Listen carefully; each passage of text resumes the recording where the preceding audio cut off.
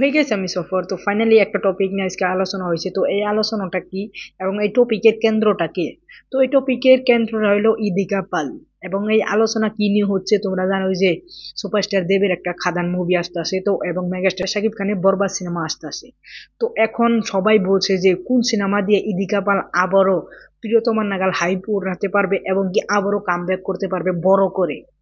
তো এটা নিয়ে অনেকেই আলোচনা করছে, কেন জন্য বলছে না দেবের খাদান মুভি দিয়ে ইদিকা পাল আবারও বড় করে কামব্যাক করবে, এবং অনেকেই বলছে আবার বরবাদ নিয়ে ইদিকা পাল আবারও প্রিয়তমার নাগাল কামব্যাক করবেন।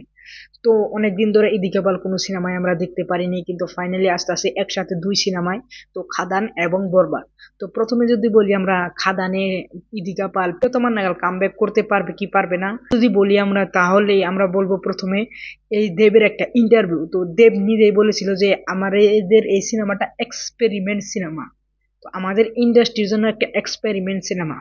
যদি সিনেমাটা চলে যায় তাহলে ভাই ওই হাইপটা পাবে, কিন্তু যদি না চলে, যেমন চেঙ্গিস সিনেমাটার অনেক অনেক হাইপ ছিল, কিন্তু লাস্টে যে চেঙ্গিস সিনেমাটা জিদের এভারেজ বা হিট কালেকশন করছে, তো ওই রকম মানুষ সিনেমা এবং কি জিদের যে কোনো কমার্শিয়াল সিনেমা আছে সবগুলো সিনেমা ফ্লপ হচ্ছে।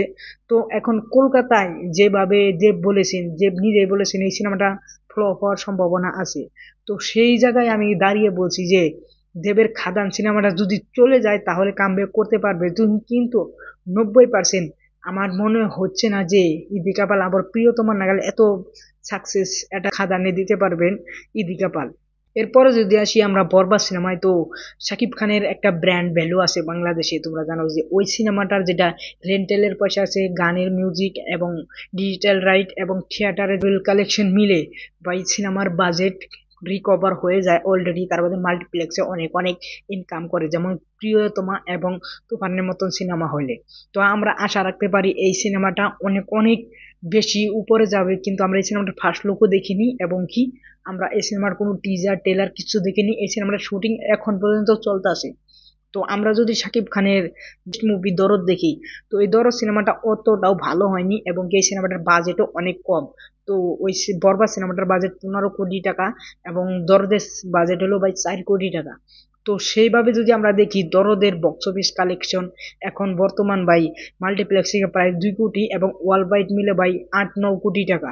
তো আমরা যদি বলি এখন বরবাদ, তো বরবাদ যদি ভাই তুফানের মতো ব্লাস্ট হয়ে যায় বা প্রিয়তমা একবার ব্লাস্ট হয়ে যায়, তাহলে আমরা বলতে পারবো তাহলে ইদিকা পাল আবারও প্রিয়তমার থেকেও এবং তুফানের থেকেও বেশি হিট একটা সিনেমা শাকিব খানের সাথে আবারও দিতে পারবেন। আমার কাছে ওভারঅল এই দুইটা সিনেমা নিয়ে ওপিনিয়ন আছে যে কোন সিনেমা থেকে ইদিকা পাল হাইস্ট কামব্যাক হতে পারে। তো আমার কাছে মনে হচ্ছে মেগাস্টার শাকিব খানের বরবাদ সিনেমা থেকে ইদিকা পাল আবারও প্রিয়তমা নাগাল সাকসেস একটা সিনেমা দিতে পারে এবং কামব্যাক করতে পারে। তো আমার কাছে মনে হচ্ছে মেগাস্টার শাকিব খানের সাথে, কারণ তোমাদেরকে বলে দিলাম যে শাকিব খানের সিনেমা অ্যাডভান্সে এত টাকা ইনকাম করে না এবং কি কলকাতায় অত টাকা করতে পারে না দেবের সিনেমা, কারণ বেঙ্গলি ইন্ডাস্ট্রি কলকাতাতে কোনো কমার্শিয়াল সিনেমা চলতেছে না। দেব নিজেই বলছেন যে সিনেমাটা নিয়ে গ্যারান্টি দেই না, এই সিনেমাটা একটা এক্সপেরিমেন্ট সিনেমা, তো এবং এই সিনেমাটা ফ্লপ হওয়ার চান্স আছে।